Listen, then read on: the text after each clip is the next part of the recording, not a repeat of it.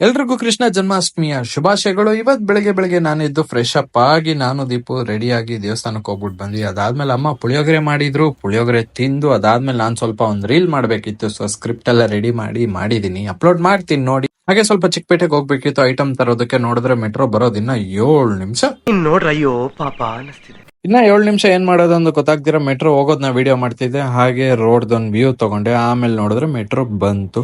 ಆಮೇಲೆ ಚಿಕ್ಕಪೇಟೆಗೆ ರೀಚ್ ಆಗಿದ್ರೆ ನೋಡಿದ್ರೆ ಸ್ವಲ್ಪ ಜನ ಕಮ್ಮಿ ಇದ್ರು ಮಾಮೂಲಿಗಿಂತ. ಸೊ ಹಾಗೆ ನಾನೆಲ್ಲ ಐಟಮ್ಸ್ ಎಲ್ಲ ತಗೊಂಡು ಅಂಗಡಿಗೆ ಹೋಗೋಣ ಅಂತ ಪ್ಯಾಕ್ ಮಾಡ್ಕೊಂಡ್ ಬಂದೆ.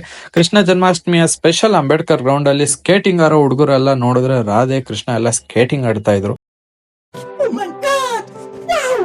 ಆಮೇಲೆ ನಮ್ ಬ್ರೂನೋ ಬಂದಿದ್ದ, ಅವನು ಮಾಮೂಲಿ ಇದೆಯಲ್ಲ ಹಾಫ್ ಬಾಯ್ಲ್ ತಿನ್ಕೊಂಡು ಅವನು ಹೋದ. ಅದಾದ್ಮೇಲೆ ನಾವ್ ಅಂಗಡಿ ಎಲ್ಲ ಕ್ಲೋಸ್ ಮಾಡ್ಕೊಂಡು ಮನೆಗ್ ಬಂದು ಅನ್ನ ಸಾರು ಮತ್ತೆ ಗೋಬಿ ಮಂಜೂರಿ ಬ್ಯಾಟಿಂಗ್ ಮಾಡಿದ್ವಿ. ಈ ವಿಡಿಯೋ ಇಷ್ಟ ಆಗಿದ್ರೆ ಲೈಕ್ ಮಾಡಿ, ಶೇರ್ ಮಾಡಿ, ಸಪೋರ್ಟ್ ಮಾಡಿ guys. Thank you so much. Subscribe